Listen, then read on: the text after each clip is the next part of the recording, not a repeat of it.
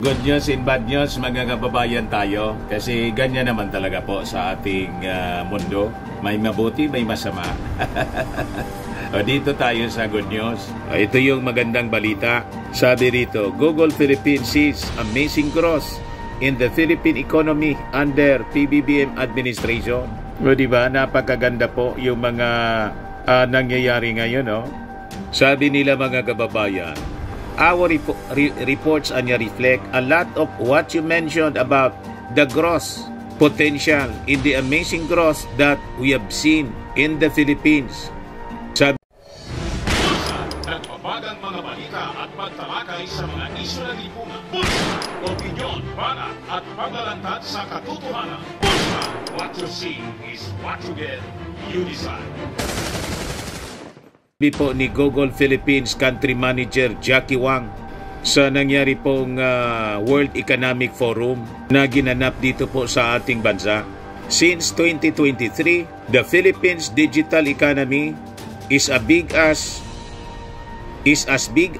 23 billion US dollars in gross in merchandising value and has a compound giga growth of 16%. Mismong private sector na mga kababayan ang nagsasabi, kaya laking tuwa ngayon ng ating mga mamamayang Pilipino. Kaya nga po, pati yung mga dati ayaw sa ating Pangulong Bongbong Marcos, yung mga dilawan po, kumambyo na po sila, kumalma na. Ang pumalit, mga kababayan, na masyadong agresibo ngayon, yung dating ka-unity. You see? Kaya pala niya, Mr. Maravillas, nagka-yelo ka na ngayon. Matingkad na yelo pa. You see? So, in response po, yung ating Pangulo, inimbita ang private sector to help the government in improving the country's internet connectivity and fortifying critical infrastructure against cyber attacks. Ganon kaganda, mga kababayan. Sa first 2 years ng ating administrasyong Bongbong Marcos, talagang patunay ito ng bagong Pilipinas. Kasi po, bagong mindset na din po tayo. Bagong Filipino para sa bagong Pilipinas. Ano niya, Mr. Maravillas, yung sinasabi mong mga masasamang balita? Kasi inuna mo yung magandang balita. Ito po, mismong admission ng ating Pangulong Bongbong Marcos, yung best friend pa rin ng dating Pangulong Maudix. Ang problema, yung China. Sabi rito, Chinese threat in the West Philippine Sea has grown. Sabi ng ating Pangulong Bongbong, grabe yan, Mr. Maravillas, ang pamimerwisyo sa atin. Resulta ito po ng foreign policy ng past administration, pinaaboso yung mga Chinese. Ito yung sinabi ng ating Pangulo sa interview ng Bloomberg. So sabi ng ating Pangulo, the Philippines must do more to defend the territory which Beijing claims for nearly all of its maritime features. Gustong ubusin po. So maybe, perhaps, that's what people are seeing, is that a more robust defense of our territorial rights as recognized by the international community through the international law, through the UNCLOS. Sabi ng ating Pangulo, Marcos also denied instigating any conflict and confrontation in the disputed sea area. Kasi po, yun ang claim ng China. Binabaliktad po tayo. Buti na lang, nandyan yung Amerika, Japan, in other countries on our side. Ito nga po, kausap ng ating Pangulo si Blinken. Sabi po ni Blinken, ang relasyon niya ng ating aming bansa with the Philippines is in hyperdrive. Hyper po. Kailangan talaga na maging hyper. Kasi hyper man yung pagiging agresibo po ng China dito sa West Philippine Sea. Na-discover nga po, mga kababayan, sa hearing ng Congress na may mga Chinese nationals noon na nirecruit panahon ng dating administrasyon sa Philippine Coast Guard Auxiliary. Matindi pala Mr. Maravillas, yung nangyari nung past administration. Talaga pong matindi. You can just imagine, Chinese nationals, possibly, mga tik-tik po yon na-infiltrate na mismo po yung ating Coast Guard. Ayan ba? House hearing reveals Chinese nationals recruited to Philippine Coast Guard Auxiliary. Ganon mga kababayan tayo pinagkanuno. Inayaan ito. Sa mga naghanap po ng malinis and spacious fitness gym, pumunta lang po kayo sa aming Colossal Fitness Gym. We also offer Grab car rental with our brand new 2023 model ng Toyota Innova. We accept booking for those who are planning to travel via PAL, Cebu Pacific, and other airline companies, local and international. And bills payment for Meralco Bills, PLDT, Aleco Bills, etc. Ang Colossal Fitness Gym is located at 3rd floor Security Bank Building, Landco Business Park, Legazpi City, Albay. For inquiries, look for Chilon Maravillas, contact number 0966-802-0949. Yan ang aming Innova po. Lagi na pong matao sa amin. Na-set up na rin po yung aming mga brand new gym equipments. May treadmill na rin po kami. Ito naman po yung bago naming product na binibenta online. iGlow Serum, whitening po siya. Tingnan ninyo yung epekto sa aking anak na architect before and now. Yung mga inquiries po ninyo, dumiretso na lang kayo sa kanyang Facebook account, Riz Maravillas. Ito naman po, yung Firmax Firming and Lifting Cream, pinapahid po lang sa mga pulses and affected area. Mainam po ito sa mga pains at paninigas na mga kaso-kasuan. Ito po, yung Automax Radiant Serum. Sa mukha naman yung application. Anti-aging po siya. You will look 10 years younger than your age. Sa mga cancer patients naman po, baka lang gusto ninyo itong itry. Nensha Red Mixed Fruit Drink.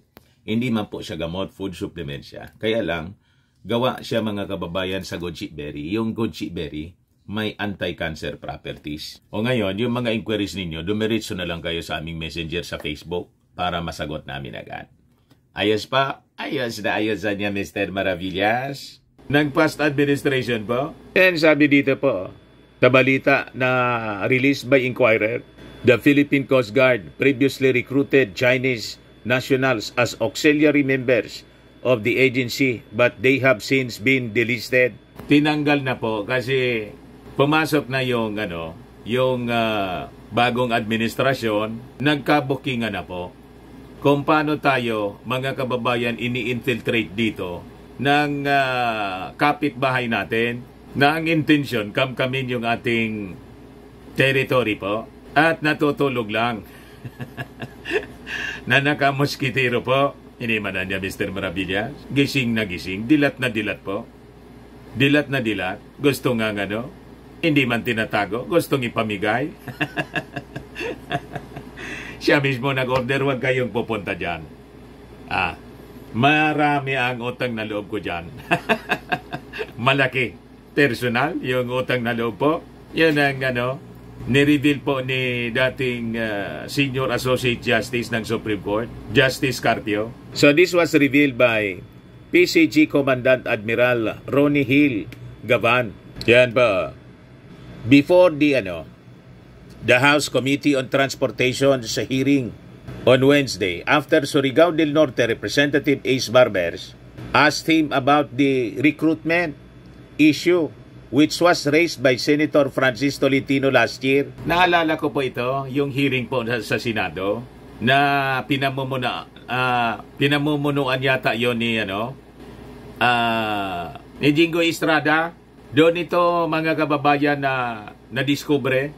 The Philippine Coast Guard Auxiliary is a voluntary uniform non-government organization attached to PCG. Members assist the agency in promoting maritime property safety, marine environment protection, and other activities directed by the Commandant. Sino nag-authorize nito mga kababayan? Imagine, yung bansa na may interes sa ating territory, yun ang kasamang nagbabantay. Bantay sa lakayan niya, Mr. Maravillas. At ni-recruit pa ng ating Coast Guard mismo. You see, talagaan niyang sinalaula, Mr. Maravillas, yung ating maritime security ng past administration. Sinabi niyo pa. So, sabi rito, can provide an update on that. Based on my understanding, most of these recruits were Chinese in the ranks of Brigadier General. What? And it seemed that they had overtaken the Coast Guard, sabi po ni Barbers. Barbers told Gavan, "We already went to a process niya in coordination with the relevant intelligence and national security concerned agencies of the government. And in fact, we have already delisted 36 of them, Chinese national." Sabi po ni Gaban, PCG official said. Ang dami pala niya, Mr. Maravillas. At ang rango, Brigadier General, mga Chinese. Ano plano ninyo sa 2025 at saka sa 2028 elections? Pauulitin natin sila? According to Gaban, these foreigner serve as the agency's auxiliary members for about 2 to 3 years until they were delisted in December 2023. We have checked their compliance with our standards set and found that they did not comply. So we initiated their delisting, and they were delisted, sabi po ni Gaban. The PCG official said that the listed members have failed to secure a national security clearance among the requirements he imposed on foreign applicants upon assuming his post in October last year. He added that they were still investigating how these Chinese nationals were recruited or whether they submitted pertinent documents for employment. Upon hearing this, Barber suggested the panel to look into the PCG members involved in the foreigners' recruitment process. He also expressed concern that these Chinese auxiliary members might have served as spies, especially with the ongoing conflict between the country and China. Malamang mga kababayan, ganun nga yung nangyari. So inalaw ng past administration ang ganitong sistema, naglagay ng mga Chinese nationals na malamang sa malamang, they are spies. Yung mga spies, hinayaan natin na makapasok sa atin. Kung hindi pag-traidor ang tawag dyan, ano tawag ninyo po? So sabi ni Barbers, we should backtrack anya who recruited them because in the first place, they have no compliance. Somebody somehow, sometime in somewhere, someone has allowed them to become auxiliary members. Kita ninyo, mga kababayan, kung ano yung pinagagawa nila sa ating bansa. Grabe pala niya, Mr. Maravillas, yung nangyari noong past administration. Talaga pong grabe. Matindi po. Hindi po biro. Nilagay po sa alanganin yung ating national security, mismo ng internal security, internal and external security ng ating bansa. Pinakain tayo po sa dragon. Ayan man lang po mga kababayan. Ako po si Dante Maravillas. Bye-bye. God bless.